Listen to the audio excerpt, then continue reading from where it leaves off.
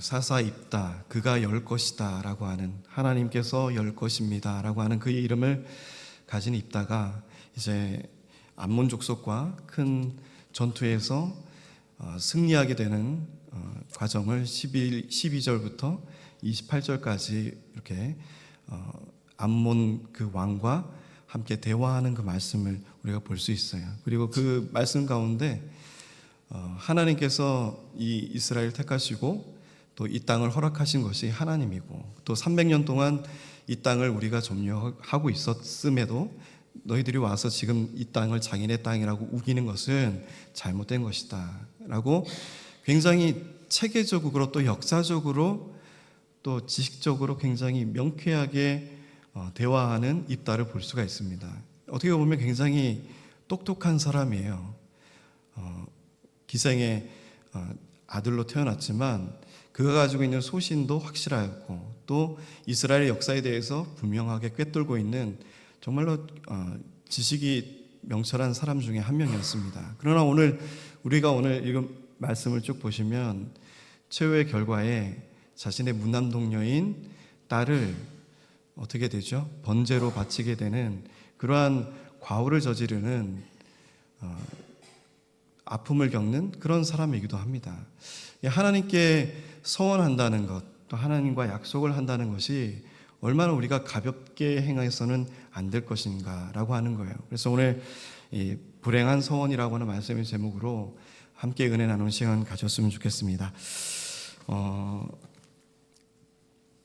29절에 보시면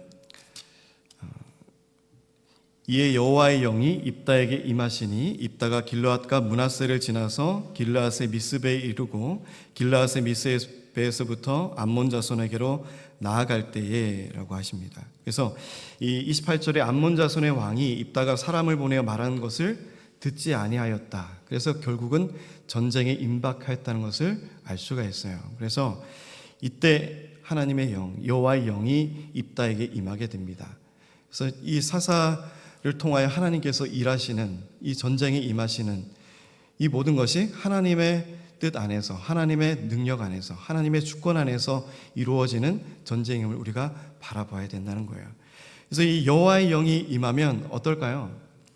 충만할 거 아니에요, 그죠? 하나님의 능력이 충만하고 하나님에 대한 믿음이 충만하고 하나님께서 모든 것을 이겨내시고 전쟁의 승리로 이끌어내실 것을 우리가 마음으로 믿고 확신하고 나아감에도 불구하고 오늘 입다는 30절에 보시면 그가 여호와께 서원하여 이르되 라고 합니다. 그리고 주께서 과연 암몬 자손을 내 손에 넘겨주시면 이라고 해요.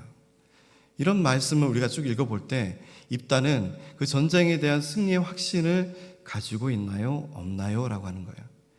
분명히 하나님의 영이 임하시고 하나님의 뜻이 내 안에서 이루어지는 그 뜨거움을 느꼈을 때에도 불구하고 입다는 바로 그 한 절 밑에 가서 과연이라고 하는, 그리고 그렇게 하신다면 이라고 하는, 또 이 내 손에 넘겨주시면 이라고 하는 이런 불확실하고 뭔가 두려움에 빠져있는 그런 입다의 모습을 우리가 유추해낼 수가 있습니다.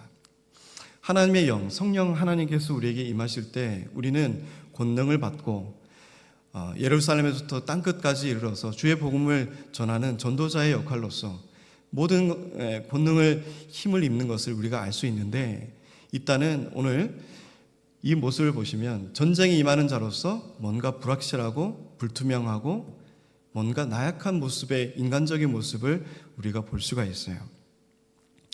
그래야 이가 서원한다라고 하는 이 서원이 두 가지의 뜻이 있습니다. 가볍게 하나님께 서원하는 단순한 서약인 네데르라고 하는 서약이 있고, 그리고 분명히 반드시 지켜야 되는 봉헌하고 또 그것을 돌이킬 수 없는 그러한 서원인 이 헤렘이라고 하는 이 두 가지의 이 서원의 뜻이 있어요.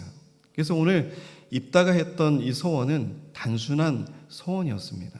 그러니까 어떻게 보면 후에 다시금 이 서원을 하나님께 기도하고 간구해서 내가 잘못된 서원임을 하나님께 밝히면 하나님께서는 어때요? 뜻을 돌이키시는 하나님이시기도 합니다. 그러니까 우리가 하나님을 바라볼 때 너무 완고하게만 바라볼 때가 있어요. 주인이 너무 목이 곧아서 그 달란트를 땅에 묻어두었던 어리석은 종과 같이 하나님을 우리가 바라볼 때 하나님이 너무 완고하고 돌이키지 않으시고 바로 형벌로서 죄로서 우리에게 모든 것을 갚으시려고 하는 그러한 목이 곧은 주인으로 바라볼 때가 있다라고 하는 거예요. 그러나 하나님께서는 돌이키는 역사를 성경에 보시면 많이 보여주고 계십니다. 출애굽기 32장 14절, 또 신명기 30장 3절, 사사기서 2장, 가까운 사사기서 2장 18절에도 말씀이 기록되어 있듯이 하나님의 뜻을 돌이키사라고 하는 이 말씀이 많이 기록이 되어 있어요. 시편에서도 마찬가지고, 많은 요나서 3장 9절 10절에서도 요나가 그 성의 심판을 요구하고 하나님께 요구했지만 하나님은 그 뜻을 돌이키셨던 것을 볼 수가 있습니다. 그러니까 하나님은 이 입다의 소원을 분명히 들으셨을 거예요. 들으셨고 그것이 잘못된 소원이었음을 분명히 알고 있었을 것입니다. 그 소원의 내용은 그거였어요. 그 암몬 자손을 내 손에 넘겨주시면 31절에 내가 암몬 자손에게서 평안히 돌아올 때에, 암몬 자손에게서 평안히 돌아올 때는 곧 뭐예요? 전쟁의 승리를 뜻하는 겁니다. 내가 전쟁에 승리하고 평안하게 집으로 돌아올 때에 누구든지 내 집 문에서 나와서 나를 영접하는 그는 여호와께 돌릴 것이니 내가 그를 번제물로 드리겠나이다 하니라. 사람을 여기서 보면 그를이라고 했어요. 그래서 이 사람을 뜻합니다. 짐승이 나와서 집에서 키우는 강아지가 나와서 나를 반겨줄 수도 있지만 전쟁에 승리를 했을 때 돌아오는 환영하는 그 모습을 바라보면 우리가 출애굽기서에도 말씀이 기록되어 있듯이 이 광야에서 이 출애굽을 하고 그 홍해를 건넜을 때 하나님께서 그 바다로 그 애굽의 모든 병거와 군사들을 다 수장시키고 매몰시켰던 그 사건들을 우리가 볼 수가 있어요. 그때 미리암의 노래가 기록이 되어 있는 것을 볼 수가 있습니다. 그때 미리암이 나와서 소고를 들고 많은 여인들과 함께 전쟁의 승리를 노래하며 찬양하며 소고를 들고 나와서 춤을 추는 그러한 모습이 기록이 되어 있어요. 출애굽기서 15장 20절에 이렇게 되어 있습니다. 아론의 누이 선지자 미리암이 손에 소고를 잡음에 모든 여인도 그를 따라 나오며 소고를 잡고 춤추니라고 했어요. 그러니까 이 전쟁에 승리를 하면 누가 먼저 나올까요? 아버지를 보러 또 딸이 나올 수도 있고 가족들도 나올 수 있고 그에 또 해당되는 가까운 사람들이 나와서 전쟁의 승리를 축하하면서 환영할 수 있는 그런 모습을 우리가 그려볼 수가 있어요. 그런데 오늘 우리가 성경 말씀을 읽었듯이 어떻게 됐어요? 이 34절에 보시면 입다가 미스바에 있는 자기 집에 이를 때 보라 그의 딸이 소고를 잡고 춤추며 나와서 영접하니 이는 그의 무남 동료라. 일이 안 됐으면 참 좋았겠죠. 근데 상식적으로 생각해 보면 내가 전쟁에 승리하고 내 집으로 돌아올 때 가장 먼저 맞이할 수 있는 사람은 우리가 상상할 수가 있습니다. 내가 내 집에 들어갔을 때 가장 첫 번째 맞이할 수 있는 사람이 누구예요? 저도 마찬가지지만 집에 딱 들어가면 제 막둥이가 제일 먼저 달려나와요. 달려나와서 온유가 달려나와서 아빠 오셨어요 하고 꾸벅 인사해요. 전혀 기대하지 않은 첫째 딸이나 둘째 아들이 나와서 인사하는 게 아니라 꼭 이 막둥이가 나와서 제일 먼저 인사하고 오셨어요 라고 하는 것을 볼 수 있었습니다. 그 마찬가지로 내 집에 들어갈 때 나를 가장 환영해 주는 사람은 입다에게 누구였을까요? 무난 동료였고 또 가장 아끼는 딸이었고 소중한 딸이었던 이 딸이 나올 것임에도 우리 예측할 수 있었지만 이 당시 그가 가지고 있던 불안감과 전쟁에 임했던 이 자세가 얼마나 하나님 보시기에 부족한 면이 있지 않았는가 우리가 유추해 볼 수가 있어요. 우리 모습이 입다의 모습이 우리 모습이다라고 하는 겁니다. 성령의 능력이 충만해서 하나님의 모든 것을 감당하고 은혜 받아서 지금 당장 나가서 막 전도하고 막 믿지 않는 사람들에게 복음을 전하고 이 일에 우리가 막 충성을 다하고 오늘 하루 다 쓸 것처럼 마음이 막 불릴 듯 일어나지만 막상 눈앞에 닥쳐서 교회를 딱 문을 나갔을 때는 두려움이 막 닥치는 거예요. 아, 어떻게 말씀을 전하지? 어떻게 복음을 전하지? 라고 하는 그런 두려움들이 사실 저도 마찬가지지만 있습니다. 새로운 사람들을 만나서 무언가를 보이지 않는 하나님의 놀라운 이 복음을 전한다고 하는 것이 두렵기도 한 거예요. 그러나 그것을 훈련을 통해서 이겨낼 수가 있습니다. 어때요? 자주 하면 돼요. 자주 하면 담대해지고 또 담대해지면 능력이 생기고 능력이 생기면 하나님의 임재를 우리가 바라보고 더 힘써 주의 일을 감당할 수 있는 우리의 믿음이 있기 때문입니다. 두려워하지 마세요. 오늘 이따 같이 전쟁의 승리를 확신하는 성령의 이 하나님의 영이 임했음에도 불구하고 하나님의 영이 임하면 우리 쭉 사사기서를 읽어보지만 전쟁에 패한 적이 없어요. 하나님이 먼저 앞서서 전쟁에 임하시면 늘 승리가 돌아왔다는 것을 알 수 있습니다. 분명 이 입다도 전에 사사들의 역사와 이 모든 것들을 알고 있었을 거예요. 이 이스라엘 땅이 어떻게 회복되고 흘러왔는지에 대한 그 역사적인 사건들까지 다 기억하는 걸 보면 그 이전의 사사들의 삶과 모습도 입다는 알고 있었을 거예요. 그러함에도 그는 불현듯 마음속에 불안감과 두려움이 물밀듯이 들어오는 것을 볼 수가 있습니다. 그것을 뛰어넘는 것, 그것이 신앙이고 믿음이라고 하는 거예요. 우리가 하나님께 붙들릴 때 더 강력하게 붙들리기를 소원합니다.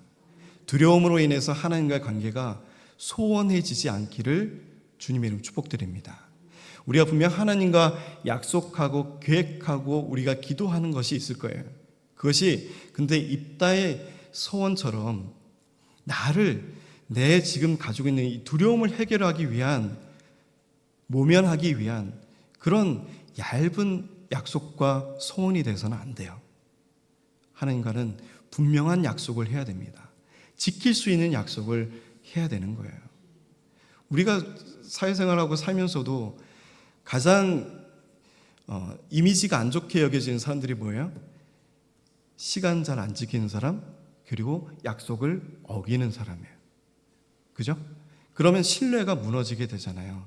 우리가 언제 출발합니다 하면 그 시간 5분 전에 딱 도착해서 있을 때 하고 출발하기 지나서 5분 뒤에 도착하는 사람하고는 그 둘을 봤을 때 신뢰도가 전혀 다릅니다. 그리고 이 사람과 내가 분명한 약속을 했을 때 그것을 명확하게 기억하고 지키는 사람하고 그것을 기억하지 못하고 그런 말을 했었어요? 라고 오히려 반문하는 사람하고는 이 둘과는 과연 누가 더 오래 갈 것인가? 관계가 분명히 우린 잘 알고 있어요. 그러니까 이 신뢰라고 하는 것은 약속과 또 이 말에 대한 것에 대해서 우리가 분명히 지켜나갈 때 가능한 것입니다. 그러니까 하나님과의 이 신뢰 관계, 우리는 뭐래요? 먼저 기도로 하나님께 우리의 모든 것을 아뢰고 하나님의 뜻을 분별하고 찾기 위해서 우리는 기도합니다.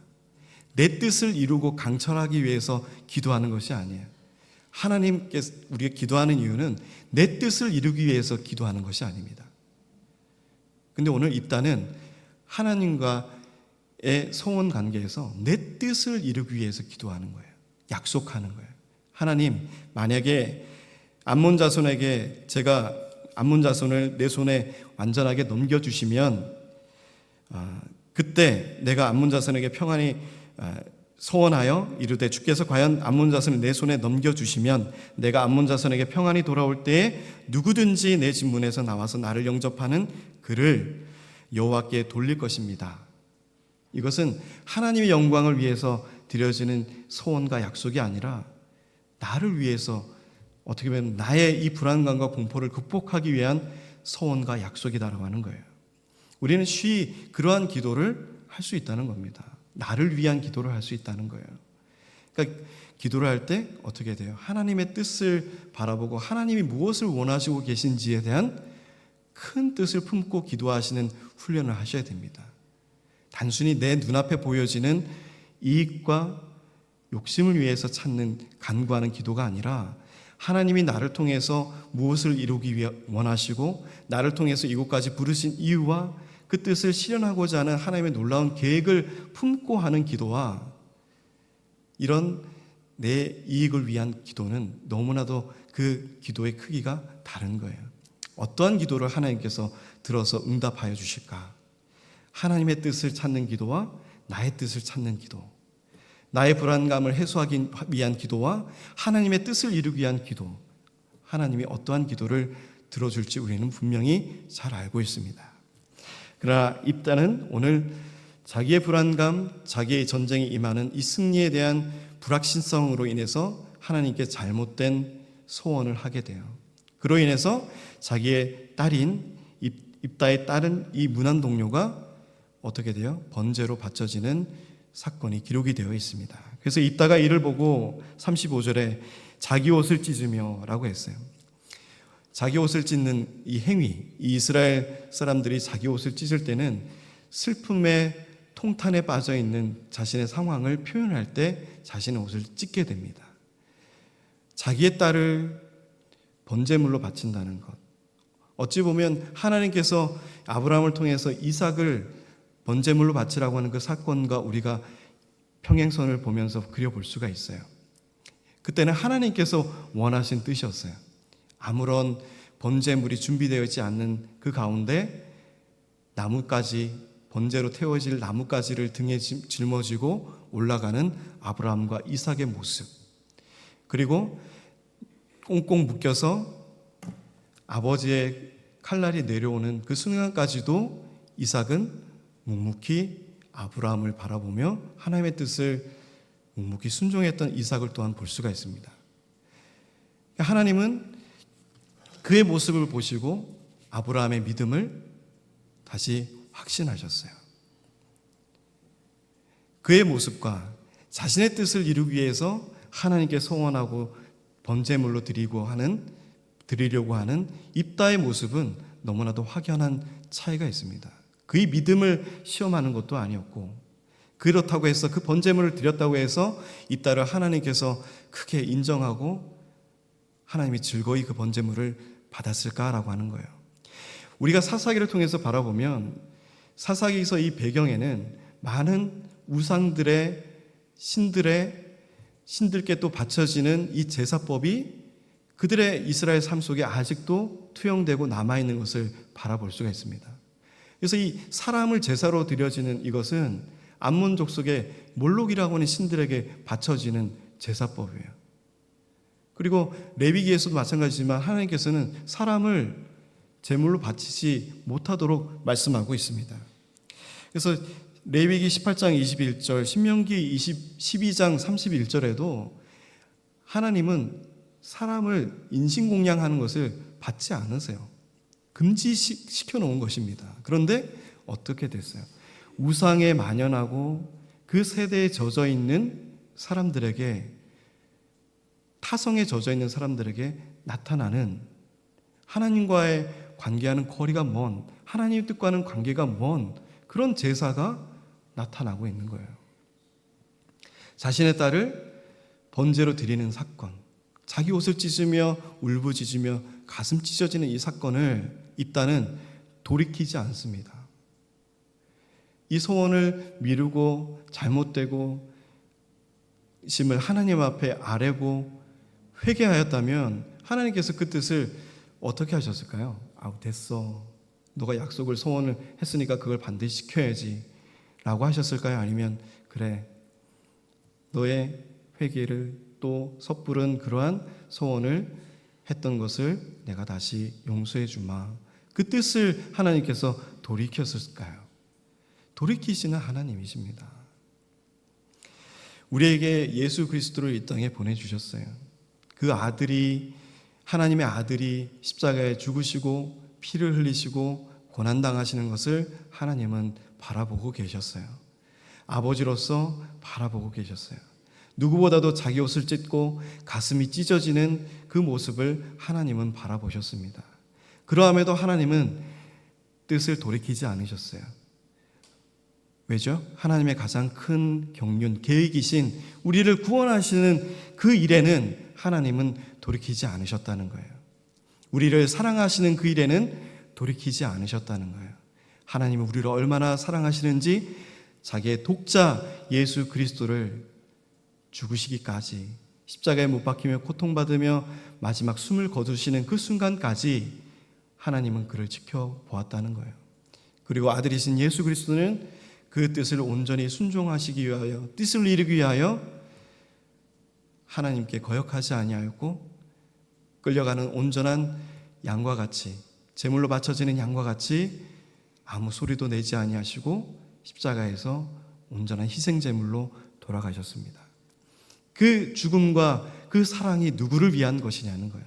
바로 우리를 위한 것이에요. 입다는 자신의 이스라엘 백성들을 위한 번제도 아니었고 서원도 아니었습니다. 단순히 자기를 위한 서원이었어요. 하나님은 우리를 위한 계획과 우리를 위한 놀라운 섭리를 지금도 나타내 주시고 지금도 일하고 계십니다. 우리에게 가장 소중한 것을 내어주신 하나님의 그 사랑을 기억하시는 우리 성도님들이 되시기 바랍니다.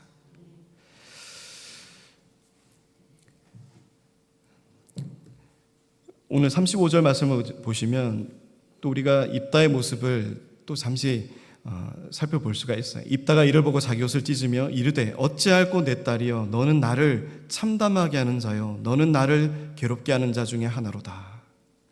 이게 딸에게 할 소리입니까? 예. 결국은 나를 참담하게 만들고 또 나를 괴롭게 하게 만든 사람은 누구예요? 입다 바로 자신입니다. 근데 누구에게 돌리고 있어요? 딸에게 돌리고 있어요. 참 부모로서의 역할도 어찌 보면 끝까지 망가뜨린 것이 입다의 모습일 수도 있습니다. 자녀들이 성장하고 자라는 것, 이것이 누구 책임이에요? 그 딸의 책임이 아니에요. 부모의 책임인 거예요. 나의 책임인 거예요. 근데 오늘날 우리는 쉽게 탓을 해요. 우리 자녀에게까지도. 내 탓인데 다 너 탓이라고 얘기해요. 그게 우리의 습관입니다. 이 죄의 습관이에요. 내 탓입니다. 제가 잘못했습니다. 저로 인해서입니다. 라는 이런 고백이 나와야 되는데 우리의 삶에서는 당신 탓입니다. 당신 때문입니다. 라는 고백들이 더 많이 나온다는 거예요. 예수님은 누구 탓으로 돌리지 않으셨어요. 자신 십자가에 돌아가시고 죽으시기까지 누구 탓으로 돌리지 않으셨어요. 베드로야 너 탓이야. 너가 나를 부정하고 외면했지? 저주했지? 다 너 때문이야. 의심 많은 도마에게도 탓하지 않으셨습니다. 유다에게도 은 30에 판 유다에게도 탓하지 않으셨어요. 오히려 그의 태어남을 불행히 여겨주셨어요. 차라리 태어나지 않았으면 좋았을 것을. 우리는 누구에게 탓하는 이런 습성을 버려야 됩니다. 다 먼저 나의 안에 있는 들보를 바라보실 수 있는 우리 성도님들이 되시길 바라요. 그래서 오늘 입다가 자신의 딸에게 얼마나 괴롭고 힘들었으면 이런 말을 했겠어요. 이해는 가요. 그런데 너는 나를 괴롭게 하는 자 중에 하나로다. 내가 여호와를 향하여 입을 열었으니 능히 돌이키지 못하리로다 하니. 그러니까 하나님에 대해서 조금만 안 거예요. 깊이 안 게 아니라 하나님이 어떠한 분이신지를 깊이 알지 못하는 입다를 볼 수가 있습니다. 하나님께 부르짖으며, 이때는 자신의 딸에게 탓하는 것이 아니라 무릎 꿇고 옷을 찢으며 하나님께 부르짖어야 될 입다의 모습이 오히려 딸에게 고함치고 딸을 탓하며 딸에게 모든 것을 돌리는 입다의 모습을 볼 수가 있어요. 그럼에도 불구하고 그 딸은 36절에 딸이 그에게 이르되 나의 아버지여, 아버지께서 여호와를 향하여 입을 여섰으니 아버지의 입에서 낸 말씀대로 내게 행하소서. 참 귀한 딸이에요. 그죠? 어떻게 보면 효녀입니다. 하나님께 소원하고 약속한 그 입을 여신 것을 제가 압니다. 그 참담하고 찢는 그 모습을 보고도 딸은 짐작을 한 거예요. 자신의 아버지가 어떠한 모습으로 또 어떤 뜻이 있었는지를 알아버린 거예요. 그럼에도 불구하고 그가 도망가거나 울부짖거나 슬퍼한 것이 아니라 나의 아버지여, 아버지께서 여호와를 향하여 입을 여셨으니 아버지 입에서 내 말씀대로 내게 행하십시오. 아버지의 뜻대로 나를 써주십시오. 이런 고백이 우리에게 일어나야 돼요. 어떠한 불협화음과 또 불합리한 그런 사건 속에서도 우리가 하나님을 바라보고 하나님께 붙들려 있는 사람들은 다 이러한 고백이 나오게 돼 있어요. 하나님의 뜻, 아버지의 뜻대로 하세요. 우리의 이성으로는 불합리하고 이해되진 않지만 또 내가 한 약속도 아니지만 이것이 하나님의 뜻이라면 하나님께서 하십시오 라고 하는 것, 그것이 믿음이고 신앙이라고 하는 겁니다. 이는 여호와께서 아버지를 위하여 아버지의 대적 암몬 자손에게 원수를 갚으셨습니다 하니라. 딸은 아버지의 전쟁에 분명한 이유도 알았고 목적도 알았고, 그리고 또 아버지를 향한 또 하나님을 향한 그 서원의 내용도 알고 있었다는 거예요. 37절에 또 그의 아버지에게 이르되 이 일만 내게 허락하사 나를 2달만 버려두소서. 내가 내 여자친구들과 산에 가서 나의 처녀로 죽음을 인하여 애곡하겠나이다 하니 그가 이르되 가라 하고 2달을 기한하고 그를 보내니 그가 그 여자친구들과 가서 산 위에서 처녀로 죽음을 인하여 애곡하고. 2달이란 시간이 딱 주어지면 저 같으면 아마 짐 싸들고 도망갈 것 같아요. 아무리 하나님께 서원하고 약속, 아빠 이건 너무한 거 아니에요? 그럴 거 따질 것 같아요. 이거 잘못된 거 아닙니까? 어떻게 딸을 범죄물로 드리는 그러한 서원을 할 수가 있어요? 정말 이 불효막심한 자녀라면 아버지한테 막 따지고 삿대질하고 왜 나를 이럴 거면 왜 저를 낳았어요? 왜 제가 돼야 돼요? 막 따졌을 거예요. 근데 이 2달이란 긴 시간 동안 산에 올라가서 친구들과 함께 애곡하면서 또 어떻게 돼요? 39절에 2달 만에 그의 아버지에게로 돌아온지라 라고 하는 겁니다. 어찌 보면 우리도 돌아가야 돼요. 기다리시는 하나님께 돌아가야 됩니다. 우리는 돌아간다고 약속하지만 돌아가지 않는 분들도 많이 있어요. 하나님 예배 다시 교회 나오겠다고 몇 달 뒤면 다시 나갈 겁니다 하지만 돌아오지 않는 사람들이 더 많아요. 그런데 자기가 죽을 줄 알면서도 돌아오는 입다의 딸을 바라보시길 바라요. 죽음을 앞에 두고서도 돌아오는 그의 딸의 모습을 우리가 바라보시기 바랍니다. 어찌 보면 예수님의 모습을 우리가 볼 수가 있어요. 죽는 줄 알면서도, 죽임을 당하는 줄 알면서도 그 골고다의 길을 걸어가시고 예루살렘으로 입성하시는 우리 예수님을 우리가 오버랩하면서 바라볼 수가 있습니다. 누구를 구원하기 위하여? 우리를 구원하기 위하여. 다시 돌아오시는 예수님의 모습을 바라볼 수가 있어요. 낙이 타고 돌아오시는 왕 대신 예수 그리스도를 우리가 바라볼 수가 있습니다. 죽음을 눈앞에 두고도 돌아올 수 있는 용기, 그것이 바로 하나님께 붙들려 있는 은혜로 충만한, 또 하나님의 계획과 뜻을 분명히 알고 삶의 목적의 분명한 뜻을 알고 살아가는 사람들의 모습이라고 하는 거예요. 그것이 성도라고 하는 것입니다. 하나님의 거룩한 백성, 하나님의 뜻대로 가라면 가고 멈추라고 멈추는 광야에서의 삶을 살아가는 이스라엘 백성들이라고 하는 거예요. 우리는 그와 마찬가지입니다. 우리도 이 광야 같은 세상에서 하나님께서 가라면 가고 멈추라고 하면 멈추고 제사를 드려야 될 때 예배를 드리고 하나님의 뜻을 찾아서 하나님이 원하시고 계획하신 그 뜻대로 순종하며 나아가는 것이 바로 믿음이라고 하는 거예요. 오늘 이 입다는 2달 만에 다시 돌아와서 또 입다는 자기가 소원한 대로 딸에게 행하였다고 말씀이 기록되어 있습니다. 그리고 딸이 남자를 알지 못하였더라. 이것이 이스라엘 관습이 되어 이스라엘 딸들이 해마다 가서 길르앗 사람 입다의 딸을 위하여 나흘씩 애곡하니라. 이런 슬픈 역사가 또 후반에 기록이 되어 있습니다. 완전한 승리가 기록이 되어 있는 반면에 잘못된 소원, 섣부른 소원으로 인하여 자기의 딸을 죽이고만 이러한 잘못된 소원을 한 입다의 모습이 마지막으로 기록이 된 것을 우리가 볼 수가 있어요. 사랑하는 성도 여러분, 하나님께 약속하실 때 신중하게 약속하시기 바랍니다. 하나님께 지킬 수 있는 약속을 하시기 바라요. 그냥 무턱대고 내가 지금 급한 대로 내 뜻을 이루기 위해서 드리는 그러한 약속과 소원이 아니라 하나님께 분명하게 붙들리는 나실인으로서의 소원, 부정한 것을 멀리하고 죽은 것을 만지지 않고 늘 성결한 정결한 자로서 살아가는, 머리에 삭도를 대지 않는 하나님의 사람으로서의 완전한 나실인으로서의 나아가는 그러한 소원을 통하여 하나님께서 우리의 모든 기도의 간구를 응답하시고 들어주실 줄 믿습니다.